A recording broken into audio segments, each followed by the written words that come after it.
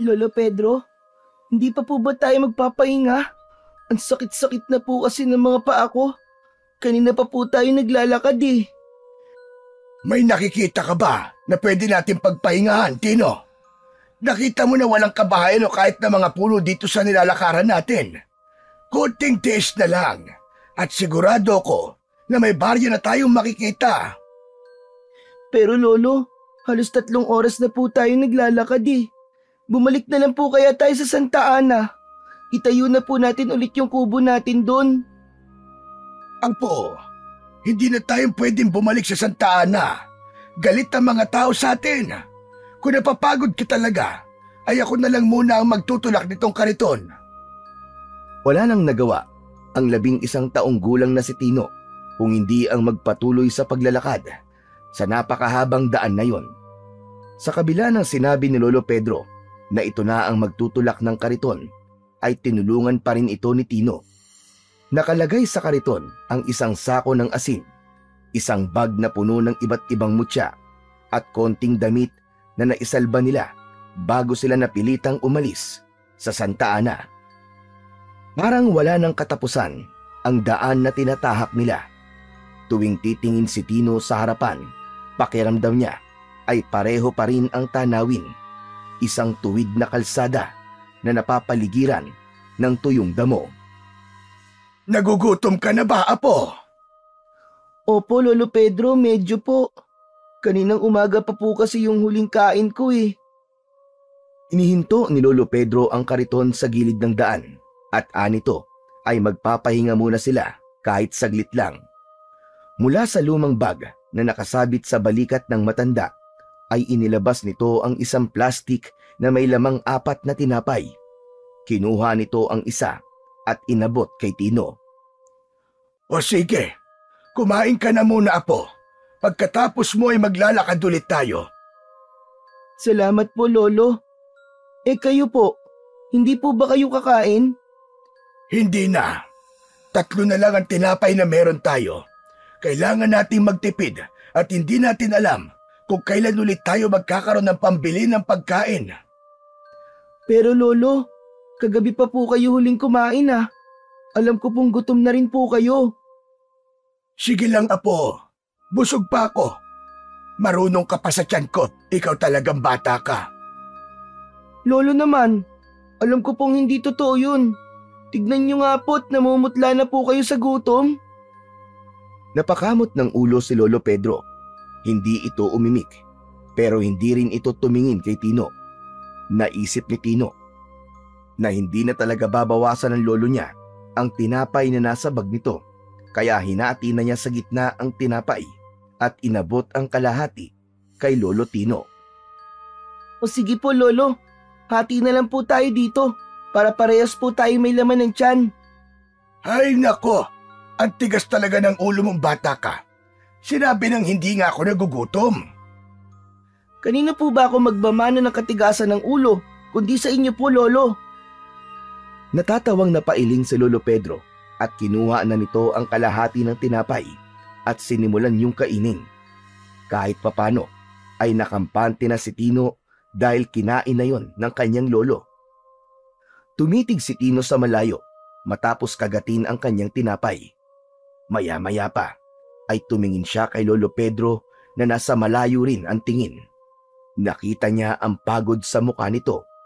Sa mura niyang edad ay naiintindihan na niya kung gaano kahirap at kabigat ang sitwasyon nila.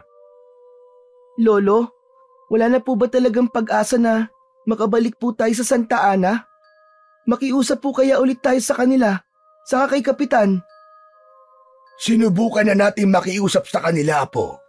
Humingi na tayo ng tawad, pero desidido silang paalisin talaga tayo. Wala na tayong magagawa sa bagay na yon.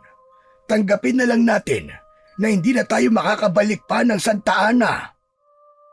Pero Lolo, hindi naman po natin ginustong mangyari yun ah. Bumuntong hininga si Lolo Pedro at tumango. Alam ko, Apo, pero hindi mo rin naman sila masisisi. Sa kubo natin nagsimula ang sunog. Ang daming bahay ang nadamay. Ang daming nawalan ng tirahan. Hindi man natin ginusto na magkasunog, Pero hindi na natin mababago ang isip ng mga tao. Mas marami ang gusto tayong umalis kaysa sa nais tayong manatili roon. Ano po ngayon ang gagawin natin, Lolo? Wala tayong ibang magagawa, Apo, kundi magpatuloy sa ating paglalakad at paghahanap ng bayan o baryo kung saan tayo makakapagsimulang muli. Pero Lolo, saan po tayo pupunta? Hindi ko pa alam, Apo, pero naniniwala akong may dahilan kung bakit nangyayari ito sa atin. Baka nasa ibang lugar talaga ang swerte natin, Apo. Tahimik na tumango si Tino. Hindi pa rin niya lubusang matanggap na wala na silang babalikan. Masakit para sa kanyang umalis sa Santa Ana dahil doon siya pinanganak at doon din siya nagkaroon ng mga kaibigan.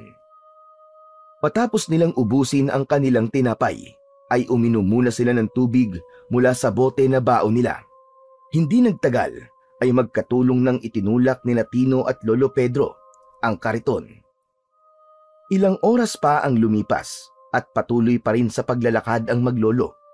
Inakala ni Tino na aabuti na sila ng dilim sa paglalakad, pero nagliwanag ang mukha niya nang unti-unti nilang nakita ang kabahayan na nasa kanilang unahan. Halos mapalundag si Tino sa labis na kasiyahan. Nasabik siya sa posibilidad na makakahanap na sila ng masisilungan matapos ang isang buong araw ng paglalakad sa ilalim ng tirik na araw. Lolo! Lolo! May mga bahay po doon sa unahan! O diba, hindi ba't sabi ko naman sa'yo, Apo? Makakakita rin tayo ng baryo bago sumapit ang dilim. Tara na po, Lolo! Baka may mabuting tao puro na tumulong sa atin. Sana po, meron pong magpatuloy sa atin. Inilisan nila ang kanilang paglalakad at halos tumatakbo na si Tino habang tinutulak ang kariton. Nasa isip niya ang imahe ng isang mainit na pagkain, isang kubong matutuluyan at kahit paano isang lugar kung saan makakapagpahinga sila nang hindi nangangamba. Ngunit nang makarating sila sa baryo, unti-unting napawi ang kasabikan ni Tino. Tahimik ang lugar, walang ingay na mga batang naglalaro at walang ingay na mga hayop sa bakuran. Ang karamihan ng bahay ay nakasarado ang bintana at pinto na tila walang tao sa loob. Sa gilid ng kalsada, may iilan namang nakatayo, mga matatandang lalaki, ilang kababaihan at isang binatilyo, at lahat ay nakatingin kay Tino at Lolo Pedro. Ngunit hindi yun ang klaseng tingin na bumabati sa mga bisita. Matatalim ang kanilang mga mata, puno ng pagsusuri at pag-aalinlangan. Biglang may kilabot na gumapang sa buong katawan ni Tino. Napalunok siya bago dahan-dahang tumingin kay Lolo Pedro. Lolo, parang ayaw po nila sa atin ah. Ang sama po ng tingin nila.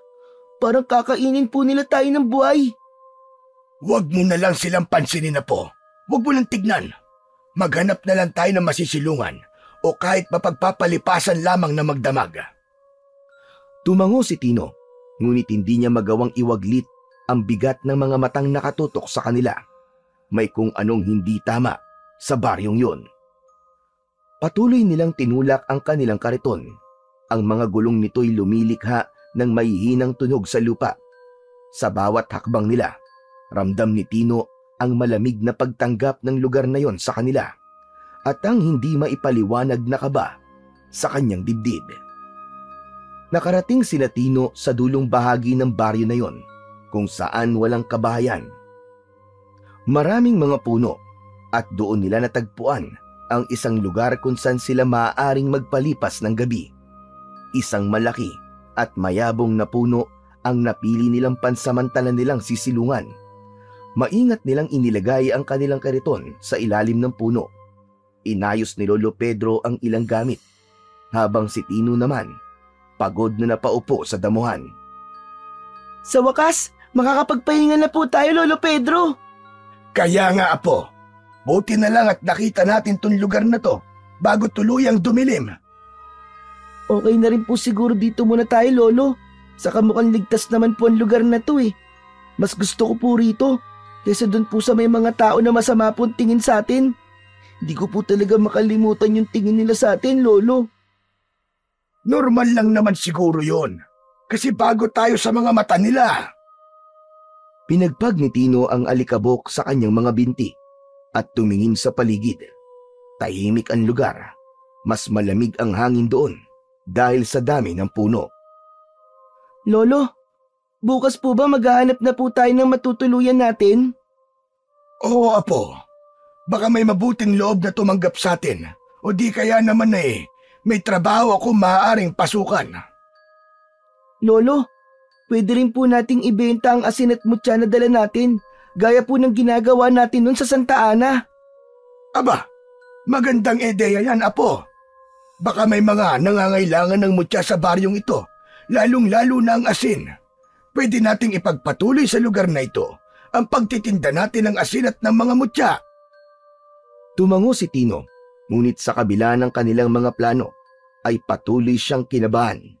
Mula nang dumating sila sa baryong yon ay hindi niya maalis ang pakiramdam na may mali. Tahimik na tahimik ang paligid. Hindi yun ordinaryong katahimikan, kundi isang uri ng katahimikang tila nagbabadya ng kung anong hindi magandang mangyayari. Nang lumalim na ang gabi, ay mas lalong lumamig ang paligid. Ang malamig na simoy ng hangin ay dumadampi sa balat ni Tino.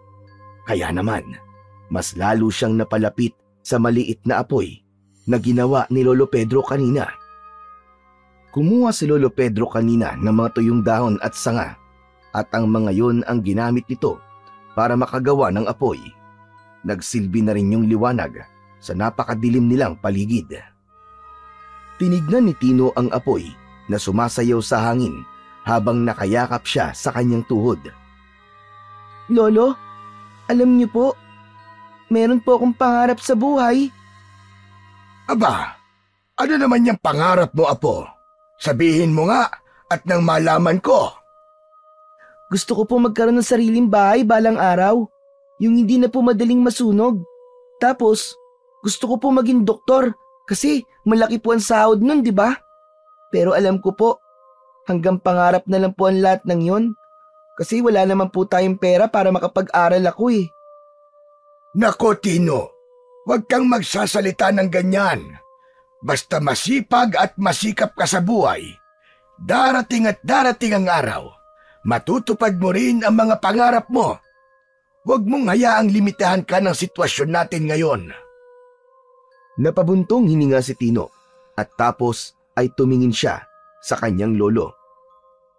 Lolo, nagsisisi po ba kayo na ako po ang naging apo nyo? Kasi po, kung hindi ko po sana nakalimutang patayin yung kandila bago tayo matulog, ay hindi po masusunog ang kubo natin. Di sana po, naroon pa rin po tayo hanggang ngayon dun po sa Santa Ana. Ikaw? Pagsisisihan ko? Aba, Tino, kung may isang bagay akong ipinagpapasalamat sa buhay ko, ay ikaw yon. Ikaw ba? Nagsisisi ka ba na ako naging lolo mo? Lolo, kahit po mamatay ako at mabuhay po ulit, kayo pa rin po ang pipiliin ko maging lolo. Kasi po, mula nang mawala si na mama at papa, kayo na po naging magulang ko. Napangiti si Lolo Pedro pero may lungkot sa mga mata nito. Sandali itong hindi nakapagsalita at maya-maya pa ay tinapik siya sa likod. O sige na, sige na. Kung inaantok ka na, matulog ka na. Tama na muna itong kwentuhan natin at baka magkaiyakan pa tayong dalawa. Napangiti si Tino tapos ay tumango. Humiga siya sa kumot na inilatag nila sa damuhan at ipinikit na ang mga mata. Ngunit habang nakahiga siya, ay hindi niya maiwasang maisip na talagang may kung anong mali sa paligid, na parang may mga matang nakamasid sa kanila sa dilim. Hindi nagtagal ay tuluyan ng nakatulog si Tino dahil sa labis na pagod sa maghapong paglalakad.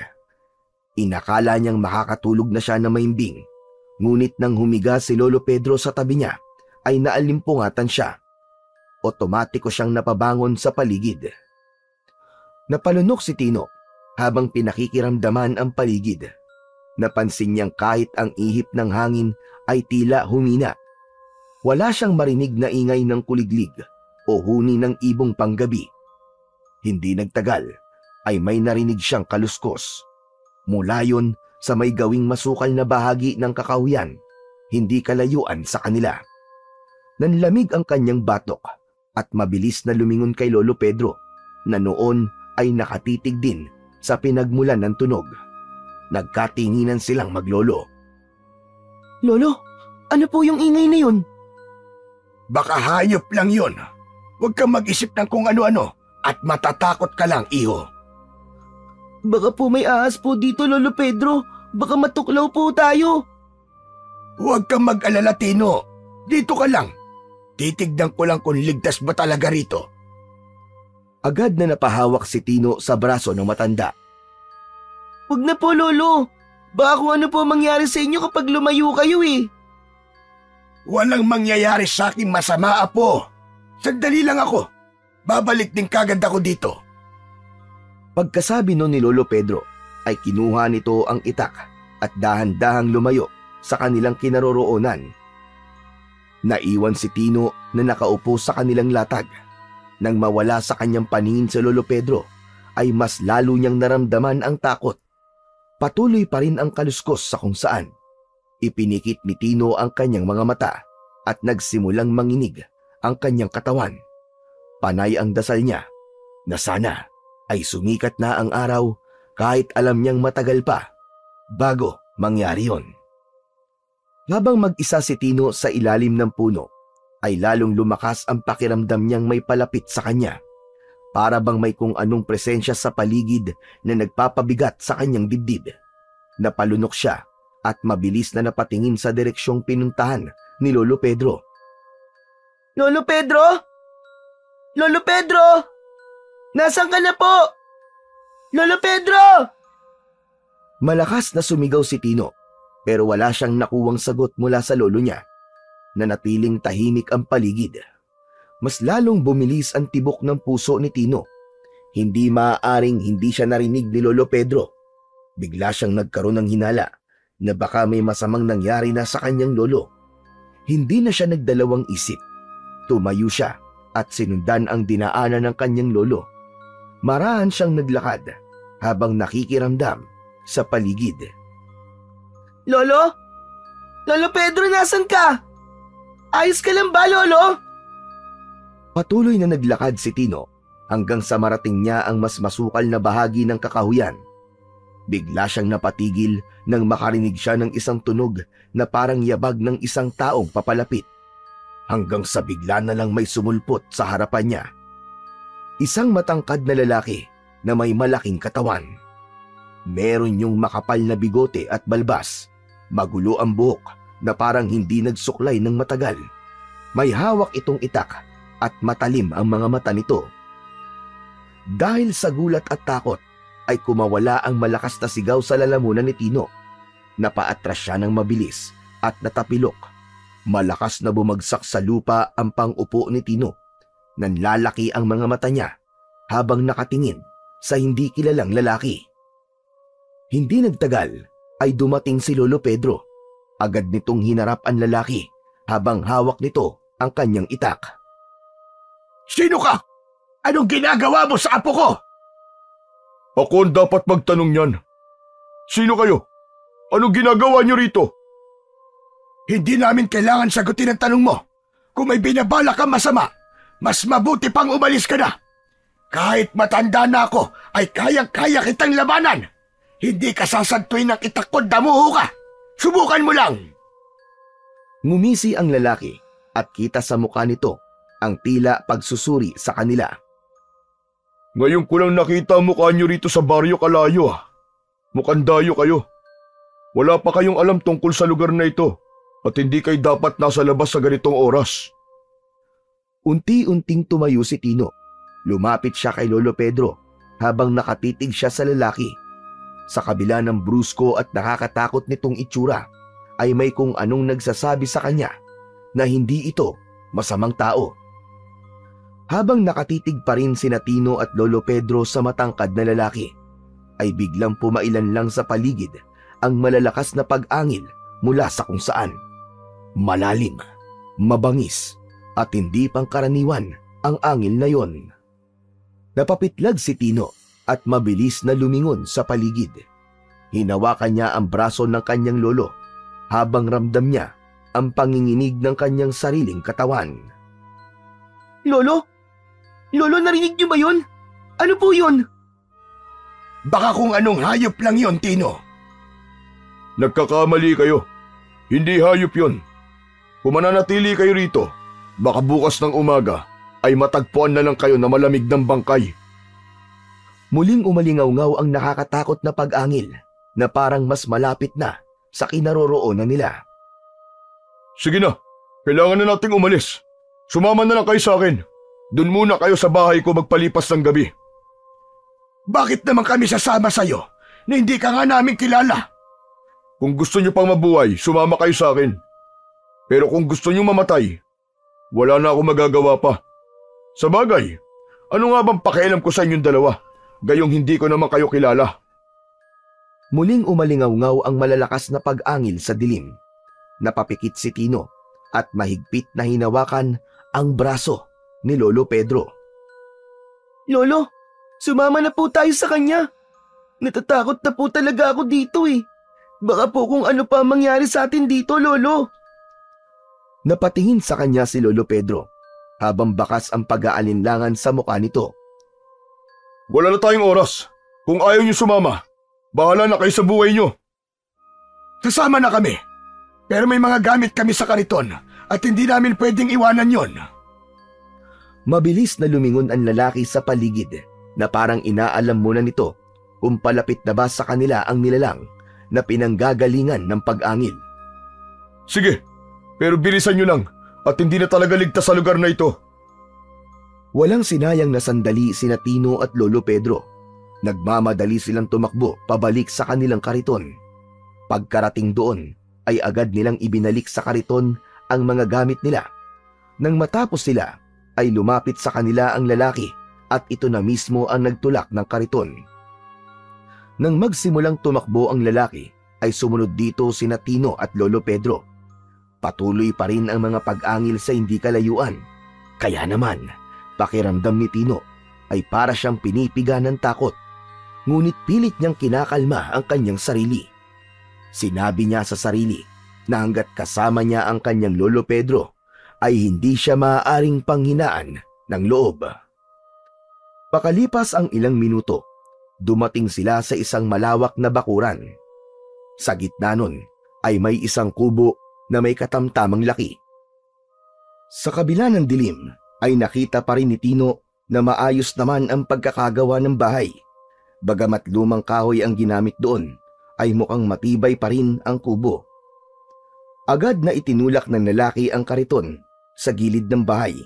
Kasunod nun ay binuksan nito ang pinto at tinignan sina Tino at Lolo Pedro. Pumasok na kayo! Bilisan niyo! Nagkatinginan pa sina Tino at Lolo Pedro bago tuluyang pumasok sa bahay ng lalaki. Pagpasok nila, agad na isinara ng lalaki ang pinto. Ikinandado nito ang pinto at nang humarap ito sa kanila ay isang malalim na paghinga ang pinakawalan nito. Napatingin si Tino sa nakasaradong pinto. Hindi niya alam pero pakiramdam niya anumang sandali ay merong papasok na kung anong nilalang sa pinto na yon. Napatingin din si Lolo Pedro sa lalaking nagligtas sa kanila. Ano ba talaga nasa labas at nasabi mong hindi doon ligtas? Bukas ng umaga na natin pag-usapan yan dahil mahabang kwento po. Mas mabuti pang magpahinga na muna tayo. Gamitin niyo ang kwartong yon. May banig at unan at kumot doon. Itinuro ng lalaki ang isang pinto sa may kanan ng kubo. Hindi na ito naghintay ng sagot mula sa kanila at pumasok na rin ito sa isa pang pinto na katabi ng kwartong itinuro nito. Nang naisarado ng lalaki ang pinto, nang pinasukan itong silid, ay nagkatinginan sina Tino at Lolo Pedro. Nang tumango si Lolo Pedro, ay sabay na silang naglakad patungo sa kwarto. Binuksan ni Tino ang pinto. Sa loob ay may banig na nakalatag sa sahig. Meron doong kumot at dalawang unan. Sa isang sulok ay may maliit na aparador at isang bintanang nakasarado. Bagamat maliit ang silid na yon, ay naramdaman ni Tino na mas ligtas sila doon kesa sa labas. Inaya na siya ni Lolo Pedro na humiga. Nang nakahiga na sila, ay tumagilid si Tino habang nakaharap sa kanyang lolo. Lolo Pedro, Bakit, Apo? ano po sa tingin nyo? Ligtas na po kaya talaga tayo sa bahay na to? Paano po kung may mangyaring masama sa ating dalawa? Makinig ka sa akin, Tino. Hanggang nabubuhay ako, hindi ako papayag na may mangyaring masama sa'yo. Paano po kung mamatay ka, Lolo? Mabilis na bumaling si Lolo Pedro kay Tino at napakunot ang noo nito. Ano ba pinagsasasabi mong bata ka? Gusto mo na ba ako mamatay, ha? Hindi naman po, Lolo. Paano nga lang po Huwag kang magsasalita ng ganyan. Hindi maganda yan, Apo. Sige na, matulog ka na. Hindi na nagsalita pa si Tino. Kinuha niya ang kumot at binalot niya ang sarili gamit yon sa kumot. Pilit niyang ipinikit ang kanyang mga mata at umasa siya na magagawa niyang makatulog sa kabila ng takot at kaba niya sa kanyang dibdib. Kinabukasan ng umaga, naramdaman ni Tino ang banayad na sikat ng araw na sumisilip sa siwang ng bintana. Nang dumilat siya, ay agad niyang nakita si Lolo Pedro na nakaupo sa paanan niya. Tahimik ito at parang hinihintay siyang magising. Kumalam ang tiyan ni Tino nang nalanghap niya ang amoy ng piniritong tinapa. Umupo na rin siya at humarap kay Lolo Pedro. Lolo, aboy tinapa. Nagugutom na po ako. Ako nga rin Medyo nahihilo na ako sa gutom. Gusto mo na ba lumabas? Tara na po, Lolo. Lumabas na po tayo. Apo, nahihiya ako maunang lumabas. Ako nga rin po, Lolo Sasabihin ko nga po sana sa inyo na kayo po ang maunang lumabas. Na maunang lumabas, Apo. Tapos susunod na lang ako sa'yo. Ayoko, Lolo. Ikaw na po mauna. Sige na po. Ikaw na, Apo. Biglang bumukas ang pinto at nakita nila na nakatayo sa pintuan ang lalaking nagpatuloy sa kanila sa bahay na yon. May hawak itong sandok. Ano na? Magsasayang pa ba kayo ng oras sa pagtuturoan kung sino ang unang lalabasan yung dalawa? Naghanda na ako ng almusal. Kumain na tayo. Sabay na napaubo sina Lolo Pedro at Tino. Sige. Susunod na kami. Salamat. Tumalikod na ang lalaki at bumalik sa kusina. Pinanlakihan ni Lolo Pedro ng mata si Tino at pigil na tumawa si Tino. Matapos yun ay lumabas na sila ng kwarto at dumulog na sila sa hapagkainan kung saan naroon na ang lalaki. Nasa harap nila ang mainit na kanin, pritong itlog, tinapa at umuusok na kape na nasa tasa. Kumakalam ang sikmura ni Tino kaya agad siyang kumuha ng pagkain. Mang, maraming salamat pala sa pagpapatuloy mo sa amin ng apo ko dito sa bahay mo. Pasensya ka na rin kung napag-isipan ka namin ng hindi maganda kagabi. Walang anuman po yun. Teka, ano nga po palang pangalan nyo? Pedro ang pangalan ko. Pwede mo akong tawaging Lolo Pedro. At ito naman ang apo ko na si Tino. Kinagagala ko po kayong makilala. Ako naman po si Arsenio. Teka lang, oo nga pala. Bakit nasa labas po kayo kagabi ng ganong oras? At saan kayo galing? Galing kami ng Santa Ana. Pinaalis kami ron ng mga tao matapos masunog ang kubo namin at madamay ang ibang mga bahay. Kaya kami sinisi. Kaya naman napilitan kaming umalis at maghanap ng bagong matitiran hanggang sa napadpad kami rito sa baryo nyo. Sa dami ba naman ang pwedeng puntahan? Bakit dito pa sa baryo kalayo? Ano pong ibig niyo sabihin, Kuya Arsenio? Ibinaling ni Arsenio ang tingin sa kawalan na parang nagdadalawang isip ito kung sasagutin ito ang tanong ng bata. Alam nyo kasi, ang baryo kalayo ay isinumpa ng isa matandang mangkukulam na aswang na nagngangalang Amparo.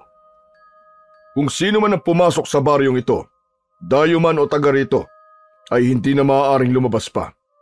Kapag umalis sila ay mamamatay sila. At hindi lang yun, bahagi rin ng sumpa ni Amparo ng ibang tao rito ay magiging aswang. Hindi ko alam kung ilan na naging aswang dito. Pero nagsimula ng sumpang yun ni Amparo. Dahil tuwing gabi ay maraming aswang ang gumagala rito. Noon, aalis na lang pala kami ng apo ko at maghahanap na ng ibang lugar na matitiran. Napailing si Arsenio at matalim na tumingin kay Lolo Pedro. Hindi ba kayo nakakaintindi? Kahit dayo lang kayo, kasali na rin kayo sa sumpa ni Amparo. Kaya nga hindi na dapat kayo pumasok sa baryo na to. Sa oras na umalis kayo rito, susundan kayo ng kamatayan, gaya ng iba pang taga rito na umalis sa baryong ito. Napalunok si Tino at natatakot na tumingin kay Lolo Pedro. Nanginginig ang kanyang kamay habang mahigpit na hinawakan ang braso ng kanyang lolo. Hindi niya maintindihan kung panaginip lang ba ang lahat ng ito o totoong nakulong na sila sa isang baryo na hindi sila makakalabas dahil mamamatay sila. Lolo, anong gagawin natin? Huwag kang magpapadala sa mga ganyang pananakot, Tino. Hindi ako naniniwala na may ganong uri ng sumpa na kayang gawin ng isang mangkukulam. Walang sino mang nilalang ang may kapangyarihang pigilan ng tao sa pag-alis sa isang lugar. Napangisi si Arsenio habang mabagal na umiiling. Kung ayaw niyong maniwala, bakit hindi niyo subukang umalis? Pero kapag may nangyari masama sa inyo, huwag niyong sasabihin na hindi ko kayo pinaalalahanan. Sa bagay, hindi niyo na rin naman yun masasabi kasi patay na kayo. Isang mahabang katahimikan ang bumalot sa kanilang tatlo. Pagkalipas ng ilang sandali, ay muling nagsalita si Lolo Pedro. Kung totoo man ang sumpang yan, bakit naman isinumpa ni Amparo ang baryo Kalayo? Gaano ba kalaki ang galit niya sa baryong ito para isumpa niya ng ganito katindi? Noon kasi, hindi ganito ang baryo Kalayo. Payapa ang buhay ng mga tao rito hanggang sa nagsimula ang sunod-sunod na pag-atake ng mga aswang. Nung una, walang nakakaalam kung sino ang aswang dito. Pero kalaunan, natuklasan ng mga tao na si Amparo at ang kanyang anak na lalaki ang mga aswang. Sa galit at takot ng mga tao, sinunog nila ang kubo ng mag-ina. Namatay ang anak ni Amparo. Natupok ito sa apoy habang si Amparo naman ay nakatakas. Isang gabi, bumalik si Amparo dito sa baryo Kalayo at sa harap ng lahat ng tao ay dun niya isinigaw ang kanyang sumpa. Sinugatan niya pa nga ang sarili niyang pulso at ipinatak ang dugo niya sa lupa ng baryo upang tanda ng katuparan ng kanyang sumpa. Nanlaki ang mga mata ni Tino sa sinabi ni Arsenio. Nagtataasan ang balahibo niya sa braso at labis ang panlalamig ng buo niyang katawan. Kaya't simula noon, isa-isa na nagbago ang ibang tao rito. Naging aswang sila. At ang mga umalis dito sa baryo, nabalitaan na lang naming namatay sila sa hindi may paliwanag na dahilan. May ilang dayo na rin na napadpad dito at nang umalis sila, ganun din, nangamatay silang lahat. Napakuyom ang mga kamao ni Tino. Unti-unti niyang naramdaman ang bigat ng sitwasyong kinasadlakan nila ng kanyang lolo Pedro. Kung ganyan pala, Lolo, hindi na tayo makakaalis dito kahit kailan. Hindi natin dapat basta tanggapin ito, Tino. Lahat ng sumpa ay may paraan upang mabali. Arsenio, wala bang alam na pangontra sa sumpa ni Amparo ang mga tao rito? May paraan ba upang mawala ang sumpa ni Amparo? Meron, Lolo Pedro. Pero hindi yun madaling gawin. Anong paraan po yun, Kuya Arsenio? Kailangan patayin si Amparo. Pero mahirap gawin yun dahil magaling siyang magtago. Hanggang ngayon, hindi namin siya mahagilap. Pero may hinala kami na baka nasa gubat lang siya. Nagtatago siya ron habang masayang pinapanood ang nangyayari dito sa baryo Kalayo. Kaya ako nasa labas kagabi ay hinahanap ko siya. Kailangan ko mapatay si Amparo bago pa tuluyang maging aswang ang lahat ng tao dito sa baryo Kalayo. Dahil kapag nasaan yung aswang na mga tao rito, ay nagagawa silang kontrolin ni Amparo. Lalong lumakas ang kabog ng dibdib ni Tino. Parang gusto niyang takpan ang kanyang mga tenga at magkunwaring hindi niya narinig ang lahat ng yon. Habang si Lolo Pedro naman ay hindi agad nakasagot. Makalipas ang ilang sandali ay tumikhim si Lolo Pedro. Kung ganon, tutulong ako sa pagtugis mo kay Amparo. Kailangan matapos na ang sumpang ito sa Baryo Kalayo. Pero may kapalit ang tulong ko. Ano yun, Lolo? Hayaan mo kaming makituloy muna sa bahay mo. Wala kasi kaming matutuluyan ni Tino rito. Kailangan namin ng masisilungan. Walang problema kung dito kayo tutuloy sa bahay ko. Lalo na't mag-isa lang naman ako rito. Basta't masipag lang kayo magtanim, may makakain kayo. Hindi ko kayo bubuhay ng libre. Pero sa sinabi mo na tutulong ka sa pagtugis kay Amaro, duda ako sa bagay na yon. Matanda na po kayo, Lolo. Hindi biro makipaglaban sa aswang. Napatingin si Tino kay Lolo Pedro. Alam niyang may katotohanan ang sinabi ni Arsenio. Hindi na bata ang kanyang lolo at hindi na rin kasing lakas ng dati. Aba, minamaliit mo ba ako, Arsenio? Porkit matanda na ako, iniisip mo na hindi ko na kaya. Oo, inaamin ko na mahina na nga ang katawan ko. Pero hindi mo alam, may alam ako sa mga paggamit ng mutya. Ang tatay ko ay isang manunugis ng mga aswang noon. Bata pa lang ako, natuto na akong lumaban sa kanila. Hindi mo ko dapat minamaliit, Arsenio. Nagpalitan ng tingin sina Arsenio at Lolo Pedro. Tila sinusukat ni Arsenio kung nagsasabi nga ng totoo ang matanda. May dala po kami mga mutya. Binibenta po namin ang mga yon para maaari ring gamitin sa pakikipaglaban. May dala rin po kaming maraming asin na mabisang pantaboy sa mga aswang, Kuya Arsenio. Sige, kung gusto niyong tumulong, Lolo Pedro, hahayaan kita. Natahimik si Tino. Sa pagkakataon na yon ay bigla niyang naisip ang panganib na susuungin ni Lolo Pedro. Alam niyang wala na siyang magagawa para pigilan pa ang kanyang lolo. Ngunit kung siya lang ang masusunod, ayaw na niyang makipaglaban pa ito sa mga aswang. Naisip niya na kung sakaling may mangyaring masama rito, ay hinding-hindi niya yon kakayanin. Matapos mag-almusal, ay niligpit na ni Arsenio ang pinagkainan nila at hinugasan ito yon sa batalan. Tumayo naman si Lolo Pedro at lumabas ng kubo. Agad itong sinundan ni Tino at nakita niya ang lolo niya sa tabi ng kariton habang hawak ang bag kung saan nakalagay ang mga mutyang ibinibenta nila. Nilapitan ni Tino ang kanyang lolo at kinausap. Lolo, sigurado na po ba kayo natutulong po kayo sa paghanap at pagpatay kay Amparo? Wala na tayong ibang pagpipilian, Apo. Kailangan kong gawin ang bagay na yon para makaalis tayo rito. Pero hindi lang po si Amparo ang posibleng makalaban nyo, Lolo. Baka pati po ang mga tao na naging aswang na rin ay baka makaharap nyo po. Alam ko yun, Apo. Pero mukhang ito ang dahilan kung bakit tayo napadpad sa lugar na ito.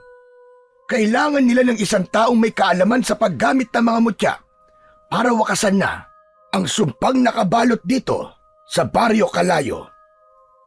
Umiling si Tino at mahigpit na hinawakan ang braso ng kanyang lolo. Lolo, parang awa niyo na po. Ipaubayan niyo na lang po kay Kuya Arsenio at sa iba pang mga kalalakihan ng bagay na yan. Apo, kung ang paraan lang para makaalis tayo sa lugar na ito ay ang patayin si Amparo ay gagawin ko. Pero kung hindi man tayo aalis dito, mas mabuti nang alisin ang sumpa sa baryong ito para mabuhay tayo dito ng mapayapa. Napalunok si Tino. Alam niyang matigas ang desisyon ng kanyang lolo, pero hindi niya maiwasang matakot. Hindi lang para sa sarili niya, kundi para sa buhay ng Lolo Pedro niya. Napatungo siya. Nakatikom ng mariin ang mga kamay niya habang iniisip ang sinabi ng kanyang lolo. Alam niyang mapanganib ang gagawin ni Lolo Pedro, pero mas lalong hindi niya matanggap na hindi siya makakatulong. Alam niya sa sarili niyang hindi siya mahina. Hindi na siya bata. Kung desidido na po talaga kayong patayin po si Amparo, tutulong po ako, Lolo. Ano ka mo? Anong ibig mo sabihin, Apo? Ang ibig ko pong sabihin, Lolo, sasama po ako sa paghahanap kay Amparo. Tutulong po ako sa pagtugi sa kanya. Kayo na pong lumaban sa mga aswang. Basta bigyan niyo lang po ako ng isa sa mga mutya niyo, Lolo. Hindi maaari, Tino. Hindi ko ilalagay sa panganib ang buhay mo. Hindi mo alam kung gaano kadelikado ang haharapin namin. Hayaan mo na lang ang bagay na ito sa matatanda. Pero Lolo, Huwag mo nang ipilit ang gusto mo, Apo. Kahit na ano pang sabihin mo, hindi kita isasama at hindi mo ako mapapapayag. Ramdam ni Tino ang bigat sa tono ng kanyang lolo. Hindi na siya sumagot. Kahit pa gusto niyang ipaglaban ang desisyon niya. Alam niyang kahit na anong gawin niya, hindi basta-basta babaguhin ni Lolo Pedro ang isip nito. Pero sa loob-loob niya, hindi siya papayag na wala siyang gagawin. Tahimik siyang napatingin sa bag ng mutya na hawak ng kanyang lolo.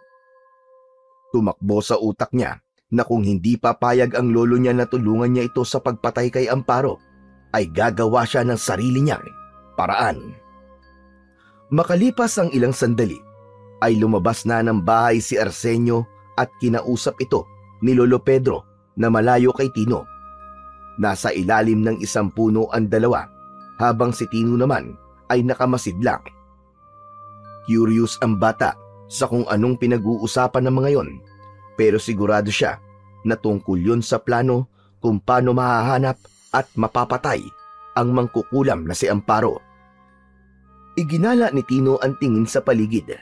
Hindi pa rin siya makapaniwala na ang lugar na inakala niyang magiging bago nilang tahanan ay siya palang magiging kulungan nila at wala silang alam kung kailan sila makakaalis sa lugar na yon. Huminga si Tino ng malalim. Hindi naman nagtagal ay lumapit na sila Lolo Pedro at Arsenio sa kariton kung saan nila yon ipinarada. Mula sa kanyang pwesto ay dinig na dinig niya ang usapan ng dalawa. Kinuha ni Lolo Pedro ang bag ng mutya at ipinakita kay Arsenio ang laman ng mga yon.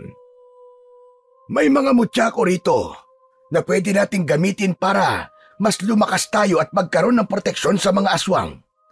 Pero hindi garantisado ang proteksyon, lalo na't may mga aswang na malalakas at hindi tinatablan ng mutya. May ilan din na inilalagay sa bahay bilang proteksyon para hindi makapasok ang anumang aswang. Kung may mga mutya pala kayong dala, Lolo Pedro, pwede natin yung ipamahagi sa mga taga-baryo Kalayo. Kahit yung pamproteksyon lang sa bahay nila, para hindi sila mapasok ng mga aswang sa gabi. May mga aswang kasi rito na pumapasok sa bahay ng mga tao na hindi pa nagiging aswang. Magandang ideya mong yan, Arsenio. Hindi man nila kayang lumaban, kahit paano naman ay may proteksyon sila sa mga aswang. Etong mga mutya ng bawang ang ipamimigay natin sa kanila. Kapag isinabit ito sa pintuan, hindi makakalapit ang aswang sa bahay na yon. At itong mutya ng bulalakaw ay pwede nating gamitin sa pakikipaglaban sa aswang. Nagbibigay ito ng kakaibang lakas sa kung sino man na magmamay-ari nito. Bigyan mo lang ako ng oras na dasalan at orasyonan ang ilan sa mga ito upang mas maging epektibo. Habang nakikinig si Tino sa usapan ng dalawa, ay may kung anong nag-uudyok pa rin sa loob niya na kailangan ay may gawin siya. Kaya hindi na siya nakatiis at tuluyan na siyang lumapit kina Lolo Pedro. Lolo Pedro, baka po may maitutulong po ko. Hindi po ba tinuruan niyo po ko noon na mag-orasyon sa mga mutya? Naisip ko rin po na pwede nating ipamahagi ang mga asin sa mga tao. Tutal, marami naman po ang dala natin eh. Aba, tama ka, Tino. Sa totoo lang po, halos wala na pong asin sa baryo Kalayo dahil hindi na kami nakakalabas ng lugar na ito. Kung ano na lang ang meron dito, ay na lamang ang ginagamit namin. Lolo Pedro, matalino po ang apo nyo. Sa tingin ko meron po siya maitutulong sa atin kahit papano. Alam kong matalino ang apo ko, Arsenio.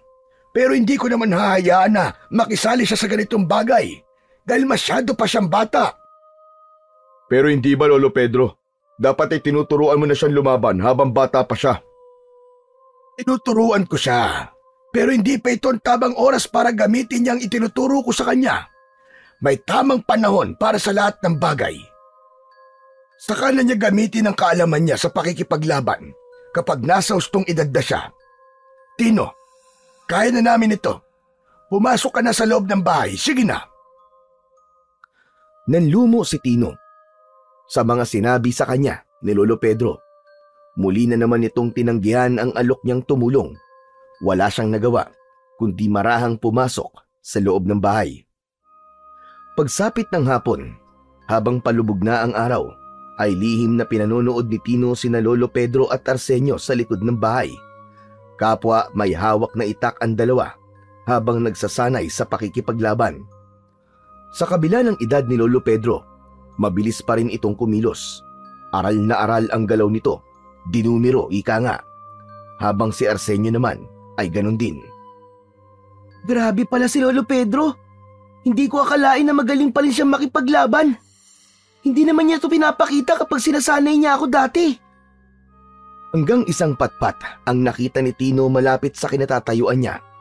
Isang ideya ang pumasok sa kanyang isipan. Kinuha niya ang patpat at ginaya niya ang bawat galaw ng kanyang lolo. Ang pag-ilag nito, pagdepensa at pag-atake, lahat ng yon ay pinilit niyang kaopyahin. Hanggang sa huminto na si Lolo Pedro at Arsenio upang saglit na magpahinga. Agad na ibinaba ni Tino ang hawak na patpat bago pa siya makita ng dalawa. Naisip niya na kailangan niya ring makuha ang galaw ng dalawa upang kung sakaling kailanganin niyang lumaban, ay hindi na siya mahihirapan. Kinagabihan, matapos na maghapunan, ay nakita ni Tino sina Lolo Pedro at Arsenio na abala sa paghahanda para sa pagtugis kay Amparo.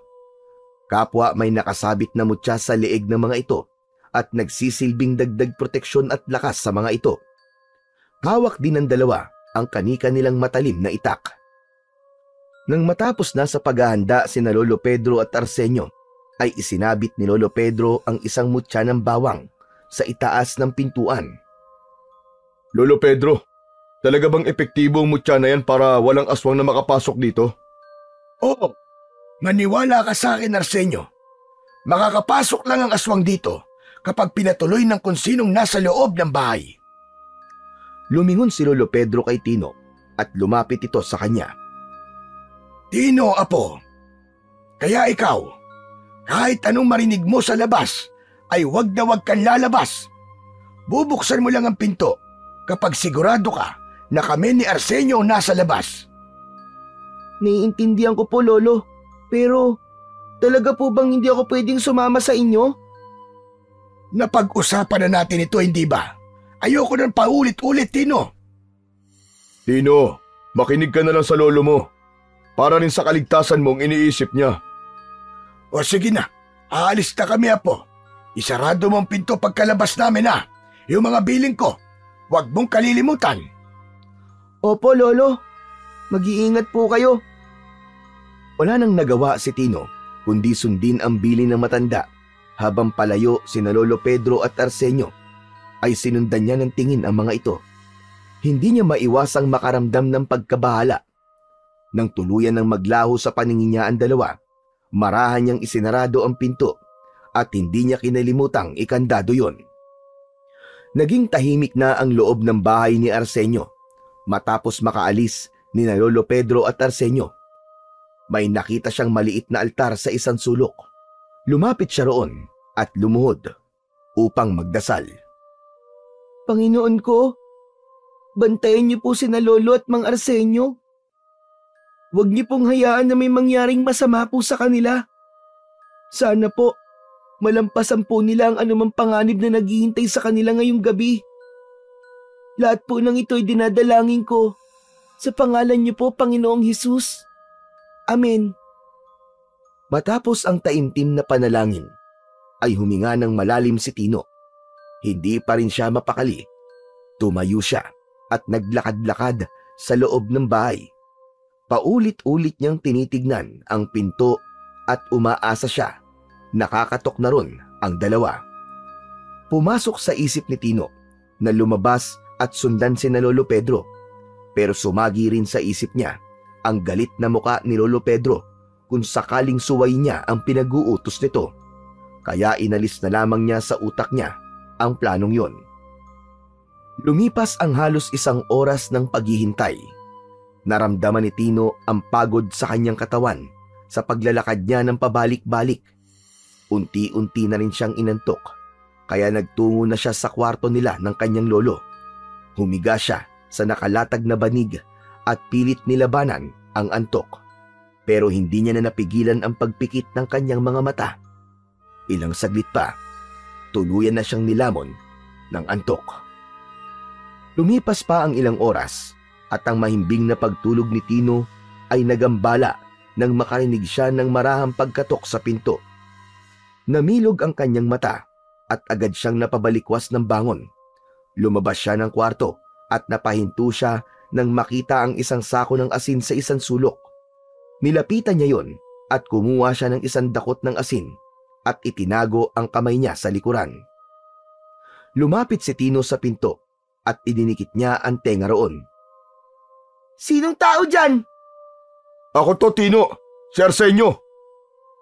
Nang marinig ang boses ni Arsenio, ay bahagyang napawi ang kaba ni Tino. Agad niyang binuksan ang pinto, ngunit napakunot ang noo niya nang malaman na mag-isa lang si Arsenio. Kuya, nasan si Lolo Pedro? Bakit hindi mo siya kasama? May masama bang nangyari sa lolo ko? Ano ka ba? Walang masamang nangyari sa kanya.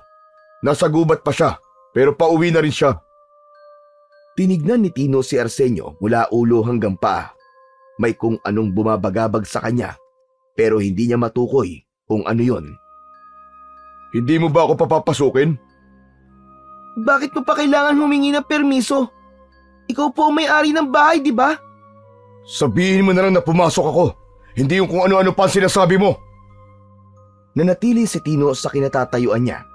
Doon niya napansin ang kakaiba kay Arsenio.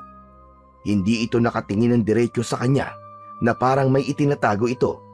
Doon na niya napagtanto na merong mali kay Arsenio.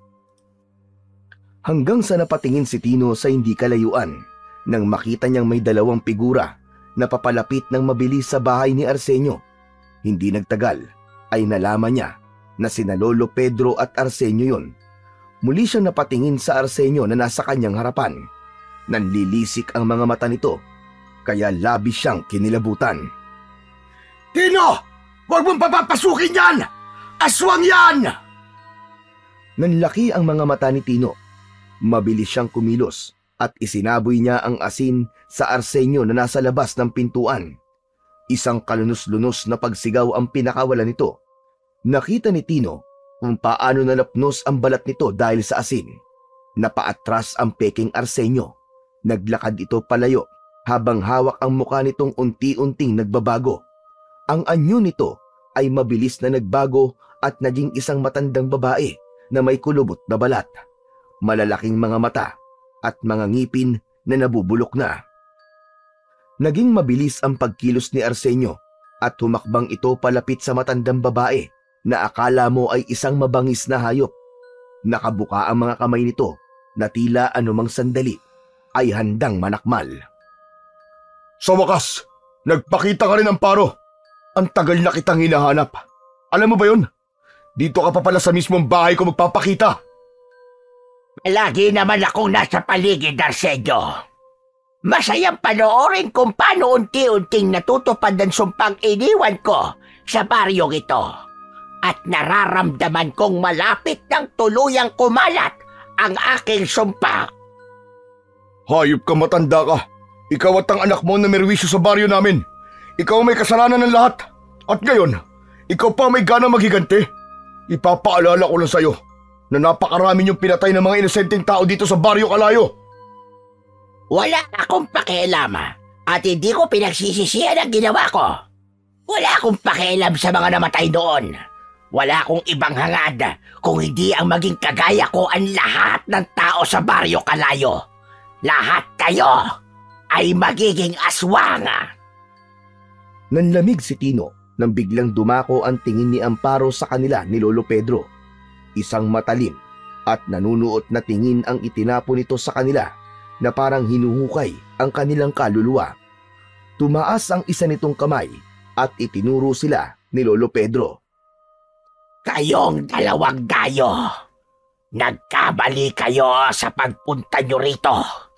Ngayon, kasama na rin kayo sa sumpa ko. Akala nyo ba ay hindi ko alam ang ginagawa nyo? Kung hindi kayo titigil sa pagpigil sa aking sumpa, ay mapapadali ang inyong buhay. Bago pa makapagsalita sina Tino at Lolo Pedro, ay isang malakas na halakhak ang pinakawalan ni Amparo. Hindi naman na nagpatumpik-tumpik pa si Arsenio. Mabilis nitong hinugot ang itak mula sa kaluban sa tagiliran nito. Sabay sugod, papunta kay Amparo. Ngunit bago pa makalapit si Arsenio kay Amparo, ay isang anino ang bumalot sa katawan ng matandang babae. Sa isang iglap, ay naging isang itim na pusa si Amparo. Kumikislap sa dilim ang mga mata ng pusa. Mabilis yun tumakbo, papunta sa likod ng bahay ni Arsenio. Agad namang hinabol ni Arsenio ang pusang itim. Sinundan nito yon kung saan nagtungo ang pusa upang hulihin. Nanatili namang nakatayo si Tino sa pintuan ng kubo habang nanginginig pa rin sa takot. Tumingala siya kay Lolo Pedro.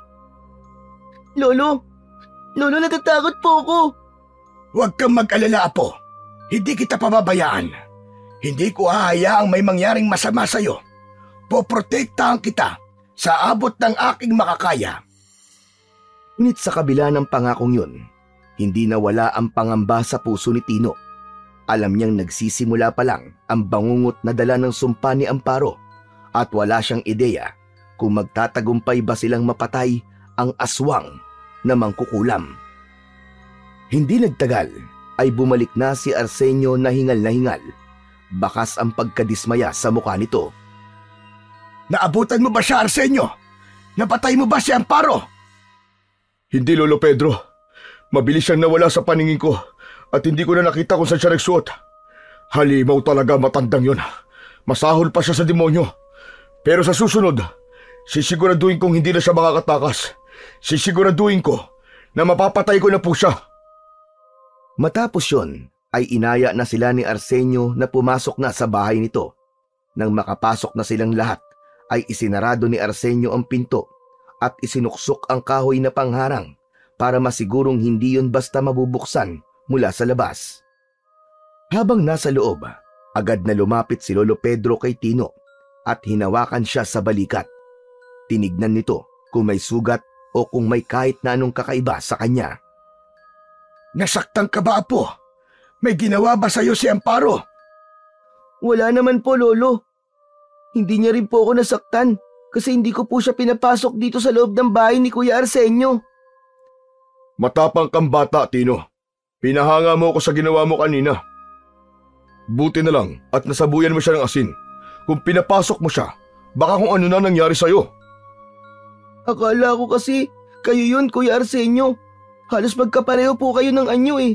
Muntik ko na po siyang papasukin. Pero may naramdaman po akong kakaiba sa kanya kaya hindi ko po siya pinatuloy. Ang sabi kasi nun sa akin ni Lolo, ang aswang daw ay hindi kayang tumingin ng diretso sa isang tao. Ganun po kasi yung tingin niya sa akin kanina. Natutuwa ako na tinatandaan mo pala mga sinasabi ko sa noon, Tino. Gaya ni Arsenio, ay pinahanga mo rin ako, Apo. Pero Lolo, siguro po dapat na po kayong huminto sa pagtulong sa mga tao dito sa Baryo Kalayo. Narinig niyo naman po siguro ang sinabi ni Amparo na kasama na po tayo sa sumpa niya at kung hindi po tayo titigil, ay mapapadali daw po ang buhay natin. Lolo, ayoko pa pong mamatay. Kayo rin po. Ayoko pa pong mamatay kayo, Lolo. Hindi tayo dapat magpadala sa pananakot ni Amparo, Tino. Sa halip, lalo pa natin kailangan tumulong sa mga tao dahil kung hindi tayo kikilos, sino pa magtatanggol sa mga tao rito? Isa pa, hindi ba sabi ko ay baka ang dahilan kung bakit tayo narito ay para makatulong? Kaya bukas na bukas din ay sisimulan na natin ang pamamahagi ng mutya ng bawang sa bawat bahay sa baryo na ito. Kailangan nilang magkaroon ng proteksyon laban sa mga aswang. Tama ka, Lolo Pedro. Kung hahayaan natin matakot tayo ngayon, mas lalo nang lalakas ang loob ni Amparo. Pero sa ngayon, kailangan na muna natin magpahinga. Alam kong pagod tayong lahat. Wala nang nagawa si Tino kundi tumango. Pumasok na siya at si Lolo Pedro sa kanilang kwarto at humiga na sa banig. Ngunit kahit ipinikit na niya ang kanyang mga mata, ay hindi pa rin niya maialis sa isipan ang matalim na tingin ni Amparo at ang nakakatakot nitong itsura. Pagsapit ng umaga, dumulog na sa hapagkainan sina Tino, Lolo Pedro at Arsenio. Nakahain doon ang nilagang kamote at mainit na kape. Kagabi, bago matulog ay nais nang malaman ni Tino kung anong nangyari sa pagpunta ni Lolo Pedro at Arsenio sa gubat. Ngunit inisip niyang pagod ang lolo niya, kaya hindi na siya nagtanong pa. Lolo, oo nga pala. Ano po palang nangyari nung lumabas po kayo kagabi ni Kuya Arsenio nung pumunta po kayo sa gubat? Yun na nga. Nagpunta kami sa gubat. Hinanap namin doon si Amparo, pero hindi namin talaga siya nakita.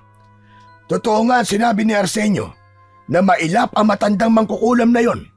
Kaya nagulat kami nang maabutan namin siya dito sa bahay. Pero nung nasa gubat kami, ay may nakita kami mga aswang na gumagala. Mukhang naghahanap sila ng mabibiktimang hayop. Nilabanan niyo po ba sila, Lolo? Hindi, Apo. Walang dahilan para labanan at patayin ng mga aswang sa baryo na ito. Naniniwala ko na kapag nabali ng sumpa dito, ay babalik din sila sa pagiging tao. Hindi nila ginustong maging ganoon, Apo. Mga biktima rin sila ni Amparo at ng sumpa nito. Sana po magtagumpay kayo sa pagtugis at pagpatay kay Amparo para maging mapayapa na po dito sa Baryo Kalayo. Sana nga, Apo.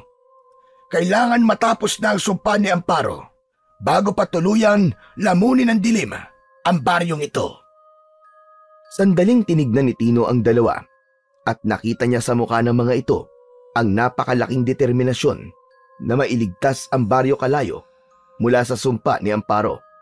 Alam ni Tino na kapag nagtagumpay sila ay hindi lang ang mga taga roon ang makikinabang, kundi sila rin ni Lolo Pedro dahil magkakaroon na sila ng mapayapa at ligtas na lugar kung saan maaari silang magsimula ng panibago nilang buhay.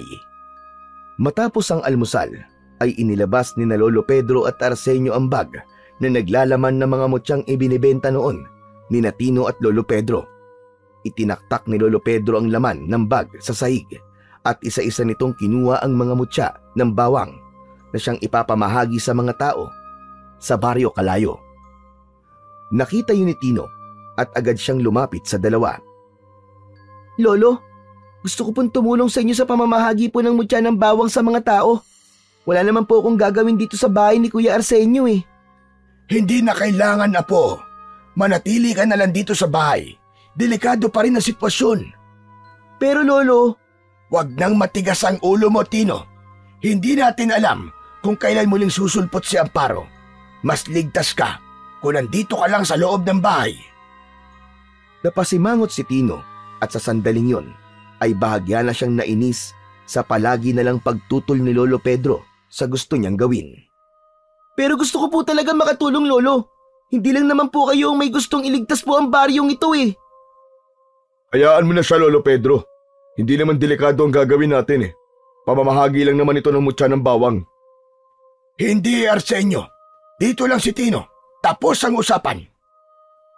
Labis na nalungkot si Tino. Napabuntong hininga siya habang pinagmamasdan ang mga nakahandang mutya. Maya-maya pa, bumuntong hininga si Lolo Pedro at lumapit siya kay Tino. Marahan itong tinapik ang kanyang balikat. Apo, alam kong gusto mong makatulong.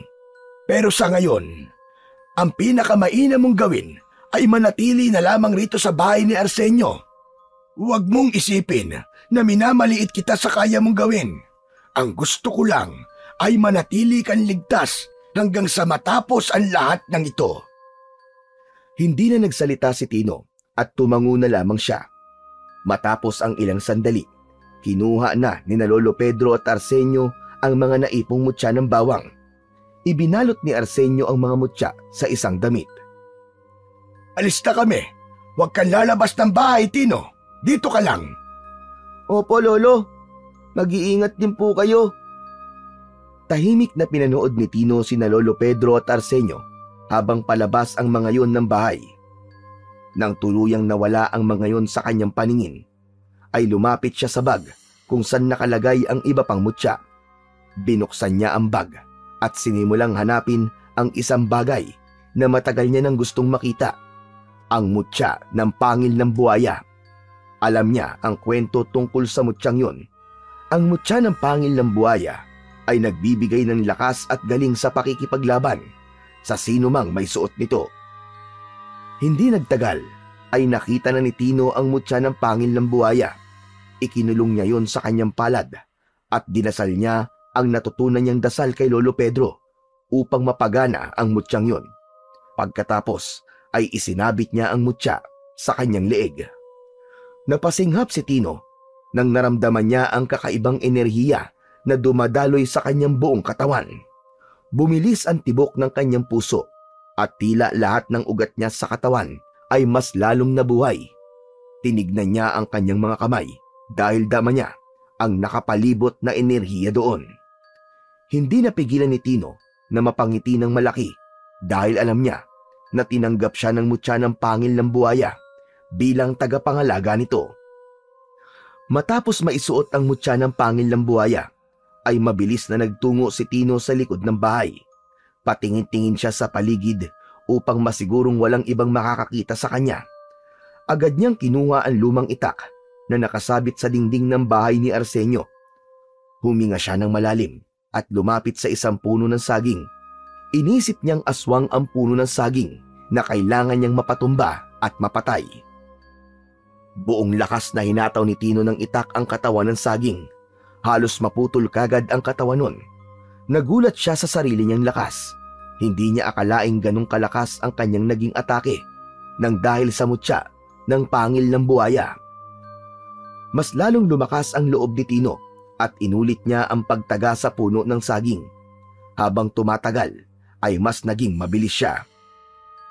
Ngunit sa gitna ng kanyang pagsasanay ay bigla siyang nakarinig ng isang palakpak. Napalingon siya at nagulat nang nakita niya si Arsenio na nakangiti at palapit sa kanya. Kuya Arsenio? Kaya pala ang lakas ng mga atake mo kasi may suot ka palang mutya. Pero hindi may pagkakaila na may angking kang husay sa pakikipaglaban kahit bata ka pa. Ngayon ay naniniwala na ako na sinanay ka nga ng lolo mo. Kuya Arsenio, pakiusap. Huwag niyo po akong isusumbong kay Lolo Pedro. Magagalit po siya kapag nalaman niya po na nagsuot po ako ng isa sa mga mutya niya.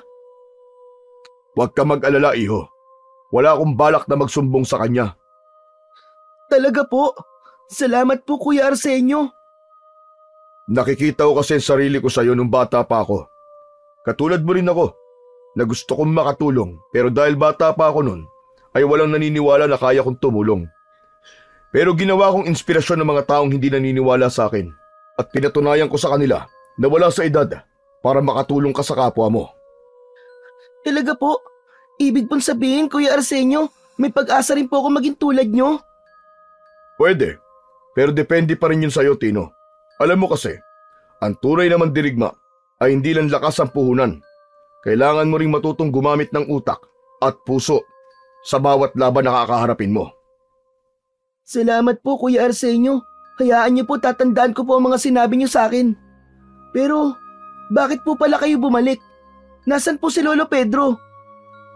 Hinihintay ako ng lolo mo sa labas. Masyado kasing mainit kaya naisip kong bumalik para kumuha ng sombrero. Sige na, ipagpatuloy mo na lang ang pagsasanay mo. Gagawa ko ng paraan para matagalan bago kami makabalik ng lolo mo. Para naman, marami kang oras sa iyong pagsasanay. Humindat muna si Arsenio kay Tino at saka ito pumasok sa loob ng bahay. Mas lalong sumigla si Tino. Masaya siya dahil sa unang pagkakataon ay may sumuporta sa kanyang kagustuhan lumaban. Naramdaman niya ang sarap sa pakiramdam na merong naniniwala sa kanyang kakayahan kahit bata pa lamang siya. Nagpatuloy si Tino sa kanyang pagsasanay. Pinaghusay niya ang kanyang liksi at lakas gamit ang itak.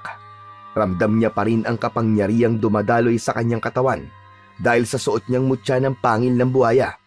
Ngunit sa kalagitnaan ng kanyang pagsasanay ay narinig niya ang malakas na boses ni Arsenio. Tino! Tino, nandito na kami ng Lolo Pedro mo! Nagulat si Tino. Napalingon siya sa direksyon ng boses ni Arsenio. Alam niyang sinadya nitong lakasan ang pagsasalita para bigyan siya ng babala na naroon na ito at si Lolo Pedro. Agad siyang tumigil sa pagsasanay. Mabilis niyang hinubad ang mutya at itinago sa bulsa ng kanyang short. Naramdaman niyang bumalik sa dati ang kanyang lakas na parang may nawalang enerhiya. mula sa kanyang katawan. Inayos ni Tino ang sarili at tumakbo siya papunta sa unahan ng bahay upang salubungin sina Lolo Pedro at Arsenio. Pagkakita sa kanya ni Lolo Pedro ay napakunot ang noo nito.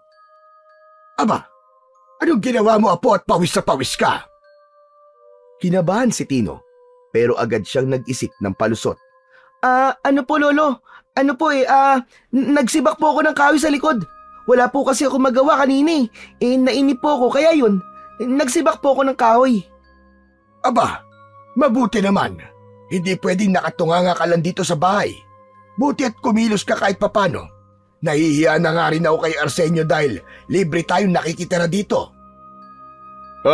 Huwag niyo na pong isipin yun, Lolo Pedro. Ang laki nga po na naitutulong niyo dito sa buong baryo Kalayo.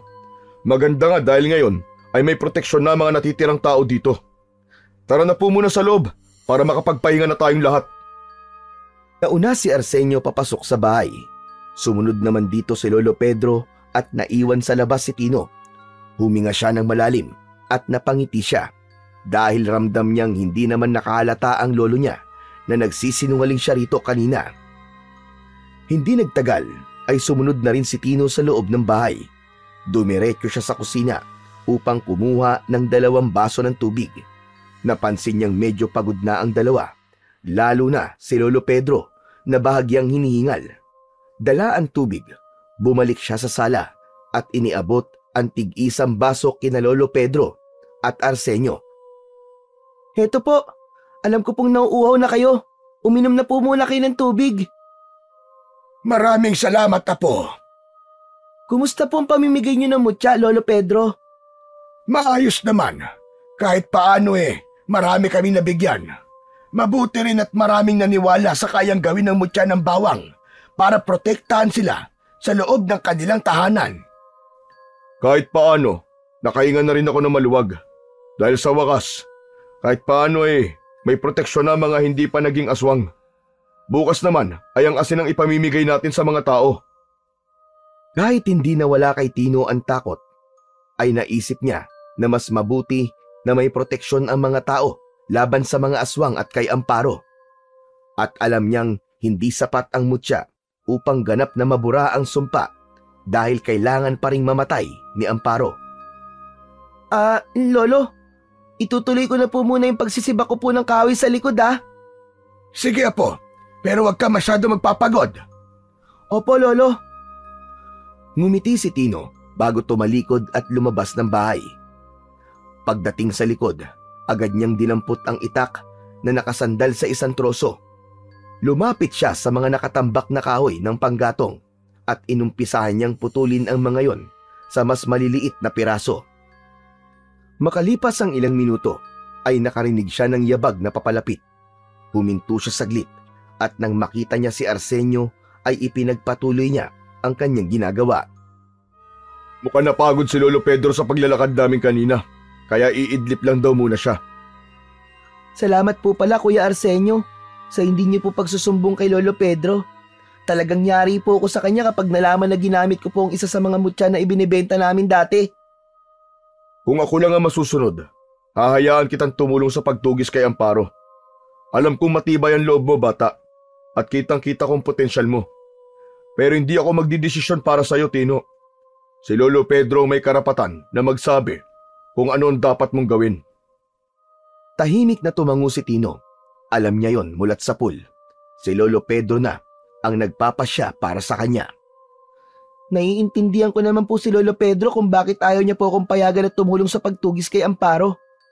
Alam ko pong gusto lang po niya akong protektahan. Pero sana po dumating po ang araw na magkaroon po siya ng tiwala sa akin. Gusto ko rin po kasing patunayan sa kanya na kahit bata pa po ako ay may magagawa na po ako malaki para sa baryo niyo, kuya. Kung darating din ang araw na yon, Tino. Pero wag mong madaliin. Ang isang mandirigma, hindi lang matapang, kundi dapat marunong din maghintay ng tamang panahon. Kapag hinug ka na sa karanasan, kusa kang papayagan ni Lolo Pedro. Hayaan mong patunayan mo muna ang sarili mo sa ibang paraan. Opo, salamat po Kuya Arsenio Talaga magpupursige po ako kasi ang gaganda po ng mga sinasabi niyo po sa akin. O sige na, ipagpatuloy mo na yan. Maghahanda lang ako ng pagkain natin mamayang tanghalian. Ngumiti si Tino at sinundan niya ng tingin ang papalayong si Arsenio. Hindi nagtagal ay ipinagpatuloy na niya ang pagputol sa mga kahoy. Nang sandaling yon, wala siyang ibang hiling kundi ang matapos na ang impyerno sa Baryo Kalayo. Kinagabihan, habang kumakain sina Tino ng hapunan, ay hindi niya naiwasang mapansin ang bigat sa kanyang dibdib. Wala namang kakaibang nangyari dahil tahimik ang paligid, ngunit hindi niya maalis sa sarili ang pakiramdam na parang may mali at may hindi magandang mangyayari sa gabing yon. Tumingin si Tino kay Lolo Pedro na seryosong kumakain habang si Arsenio naman ay tahimik lang din. Hindi niya alam kung dapat ba niyang sabihin sa dalawa na merong bumabagabag sa kanya. Nang matapos na silang kumain, ay agad na iniligpit ni Tino ang kanilang pinagkainan upang hugasan yon sa batalan. Habang sina Lolo Pedro at Arsenio naman ay nagsimula ng maghanda para sa paglabas ng bahay at pagtugis kay Amparo. Habang abala si Tino sa kanyang ginagawa, ay natigilan siya nang marinig niya ang malalakas na sigawan mula sa labas ng bahay. Nagkatinginan silang tatlo ni na Lolo Pedro at Arsenio. Naku po, nalintikan na. Mukhang sinasalakay ng mga aswang ang mga hindi tumanggap ng mutya ng bawang kanina. Kailangan natin tulungan ng mga taong yon. Kailangan mailagay natin sila sa ligtas na lugar bago sila mapatay ng mga aswang. Kinakabahan na lumapit si Tino sa dalawa. Naramdaman niyang pabilis ng pabilis ang tibok ng kanyang puso. Doon na nasagot ang tanong niya kanina pa kung bakit siya kinakabahan. Hanggang sa may biglang kumatok ng malakas at sunod-sunod sa pinto. Ang kinatatakutan nilang pag-atake ay nangyari na. Arsenio! Arsenio, tulungan mo ako! Parang awa mo na, Arsenio! Ayoko pa mamatay! Agad na lumapit si Arsenio sa pinto at binuksan yon. Sa labas ay isang lalaki ang nakatayo. Namumutla ito at duguan ang isang braso. Medyo madilim sa labas pero kita ni Tino ang matinding takot sa mukha ng lalaki. Macario? Huwag mo muna siyang papasukin, Arsenio. Baka isa siyang aswang. Hindi po siya aswang, Lolo Pedro. Isa siya sa mga binigyan natin ng mutya kanina. Saglit na nagsukatan ng tingin ang dalawa bago marahang tumango si Lolo Pedro. Pinapasok na ni Arsenio si Macario sa loob at itinuro ang upuan malapit sa mesa. Ano nangyari po? Umaatake po ba mga aswang? Oo, inaatake nila mga bahay na walang mutya ng bawang. Sandali. Hindi ba binigyan ka namin ng mutya kanina? Bakit ka nasugatan? May aswang ka bang pinapasok sa kubo mo? Naabutan ako ng dilim sa labas at doon ako inatake ng aswang. Mabuti na nga't ito lang ang natamo kong sugat eh. Nakatitig lang si Tino kay Macario. Hindi niya alam kung bakit, pero may kakaiba siyang napansin sa lalaki. Parang hindi ito makatingin ng diretso kina Lolo Pedro at Arsenio. May malamig na hangin siyang naramdaman na dumaan sa kanyang batok. Hindi niya alam kung dahil yun sa kaba, pero hindi niya kayang iwaksi ang pakiramdam na may mali kay Macario. Pasimpleng lumapit si Tino sa sako ng asin na nasa isang sulok ng kubo. Habang hindi inaalis ang tingin kay Macario, ramdam niya ang kaba sa kanyang dibdib. Ngunit pinilit niyang maging kalmado ang kanyang kilos upang hindi mapansin ni Macario ang kanyang pagdududa. Kailangan nating gumamit ng mutya. Kung aatake ang mga aswang, dapat handa tayo, Arsenio. Tama ka, Lolo Pedro. Mas mabuti na may proteksyon din tayo sa ating mga sarili. Agad na kinuha ni Lolo Pedro ang bag kung saan nakalagay ang mga mutya. Ngunit laking gulat nilang lahat nang biglang hinablot ni Macario ang bag at mabilis itong lumayo habang may nakakatakot na ngisi. Sa harapan nila ay mabilis nagbago ang anyo ni Macario. Bagyang lumaki ang katawan nito at tumalim ang mga kuko at ngipin. Namula ang mga mata ni Macario at tinubuan ito ng makapal na balahibo sa buong katawan. Hindi! Aswang ka na rin, Macario! Ama ka, Arsenio. Isa na rin ako sa mga aswang sa baryo na ito. Akala nyo ba ay hindi makakaisip si Amparo ng paraan? Makalamang lang sa inyo. Inutusan niya akong kunin ang mga mutya upang wala na kayong panlaban sa amin. Nanginig sa galit si Tino. Alam niyang hindi sila maaaring magpatalo. Kailangan nilang gumawa ng paraan bago pa tuluyang maagaw ni Macario ang mga mutya. Kaya naman, mabilis siyang kumilos. Dumampot siya ng asin mula sa sako at walang pag-aalinlangang isinaboy niya yon kay Macario. Napasigaw sa labis na sakit si Macario habang unti-unting nilulusaw ng asin ang balat nito. Ngunit bago pa nila magamit ang pagkakataong yon upang makuha ang bag ng mga mutya, ay mabilis na tumakbo palabas ng kubo ang aswang na si Macario. Hindi pwedeng mawala sa atin ang mga mutya! Hindi maaari yun! Hindi na nagdalawang isip si Arsenio at mabilis itong lumabas upang habulin si Macario. Agad namang kinuha ni Lolo Pedro sa isang sulok ang 2 itak na nakasabit sa dingding. Lumapit ito kay Tino at maraang hinawakan siya sa balikat. Tino, makinig ka sa akin. Kahit na anong mangyari, wag kang lalabas ng bahay. Ligtas ka rito. May mutya ng bawang ang bahay na ito. Pero Lolo, wala kayong mutya ni Kuya Arsenio. Paano kayo lalaban sa mga aswang? Bahala na ang Diyos sa amin, Apo. Pero hindi namin pwedeng pabayaan ang mga tao. Hindi namin nahayaang mapunta sa mga aswang ang mutya. At bago pa makapagsalita muli si Tino, mabilis na lumabas si Lolo Pedro at isinarado nito ang pinto. Mabilis na sumilip si Tino sa bintana. Sa ilalim ng mapusyaw na liwanag ng buwan, ay nakita niya si Lolo Pedro na inabot ang isang itak kay Arsenio. Kapwa nakaharap ang mga ito kay Amparo na nasaan yung aswang.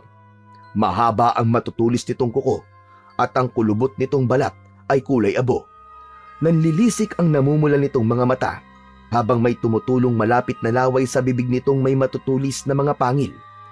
Hindi na nakita pa ni Tino kung nasaan ang aswang na tumangay sa mga mutya. Sinabi ko na sa inyo noon na huwag kayong makialam, pero sadyang matitigas ang ulo nyo. Hindi kayo matututo hanggat hindi nyo nararanasan ang tunay na kaparusahan sa mga kagaya nyong hahadlang sa akin. Kamatayan ang nararapat sa mga pipigil sa akin! Napasinghap si Tino na ikuyom niya ang kanyang mga kamao at naramdaman niya ang pagtagaktak ng malamig na pawis sa kanyang noo. Alam niyang mahihirapan sina Lolo Pedro at Arsenio na lumaban sa isang tulad ni Amparo dahil walang tangan na mutya ang mga ito.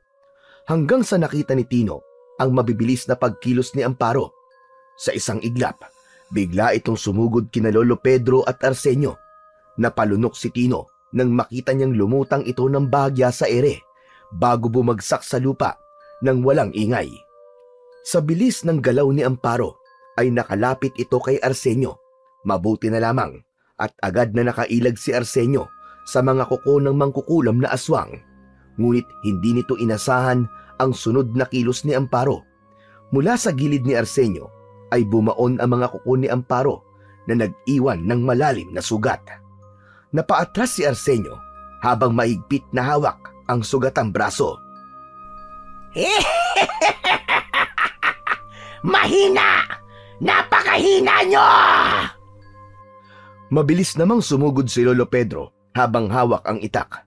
Nagawa nitong mataga sa balikat si Amparo, ngunit labis na nagimbal si Tino nang hindi man lang nasugatan o nagalusan si Amparo sa pag-ataking yon ni Lolo Pedro. Nakangisi ang aswang habang dahan-dahang humarap kay Lolo Pedro. Walang silbi ang mga itak nyo sa akin. Akala nyo ba ay kayo lang ang may alam na orasyon? Baka nakakalimutan nyo na bukod sa pagiging aswang ay isa rin akong mangkukulam. At bago pa makagalaw si Lolo Pedro, ay mabilis itong sinunggaban ni Amparo at kinagat nito si Lolo Pedro sa balikat. Matapos yun, ay malakas na ibinilibag ng aswang ang lolo ni Tino sa lupa. Napakapit si Lolo Pedro sa balikat nito. Bakas sa mukha nito ang labis na sakit. Muli namang sumugod si Arsenio. Tinaga nito sa balikat si Amparo. Pero gaya ng nangyari kanina, ay hindi bumaon ang talim ng itak sa katawan nito.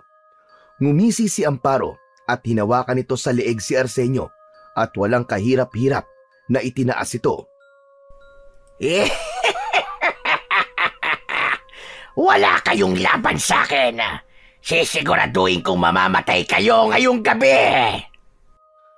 Sinubukan ni Arsenio na alisin ng kamay ni Amparo sa leeg nito, pero unti-unti nang nawawala ang lakas nito. Sa loob ng bahay ay patuloy na nanonood si Tino sa nangyayari sa labas. Hindi pwedeng nandito lang ako. Kailangan may gawin ako. Kailangan ko silang tulungan. Hanggang sa biglang may sumagi sa kanyang isipan, ang mutya ng pangil ng buhaya.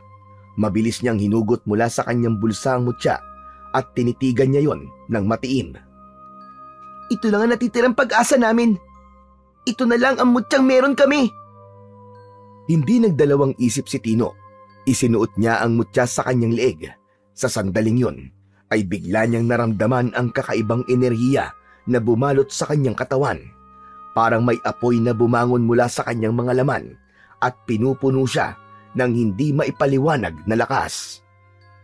Sa labas, hawak pa rin ni Amparo si Arsenio sa leeg. Hindi na kinaya ng lalaki at nabitiwan na niya ang itak. Doon na malakas na ibinalibag ni Amparo si Arsenio sa lupa. Si Lolo Pedro naman ay pilit bumabangon kahit hirap na hirap sa paghinga. Nang makita yun ni Tino, ay mas lalong nag-alab ang kagustuhan niyang tulungan ang dalawa. Kitang-kita niya kung paano pinaglalaruan ni Amparo sina Lolo Pedro at Arsenio. Sa kabila ng kanilang mga sugat, ay patuloy na lumalaban ng mga ito gamit ang kanilang natitirang lakas. Ngunit malinaw na walang kalaban-laban ang dalawa sa lakas at bilis ng aswang. Pilit na iniwasan ni Arsenio ang pag-atake ni Amparo. Sinubukan nitong salagin ang matutulis na kuko ng aswang, ngunit wala talaga itong laban. Hindi makagalaw si Tino sa kinatatayuan niya.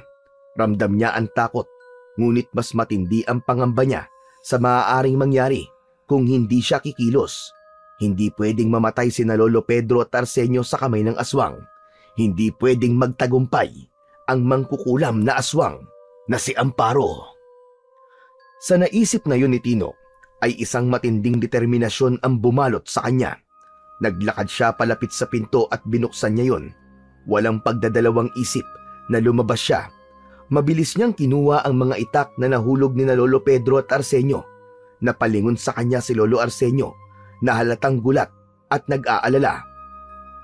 Tino! Bumalik ka sa loob ng bahay! Bilisan mo! Bumalik ka sa loob! Lolo, huwag po kayo mag-alala. Nasa akin po ang mutya ng pangil ng buhaya.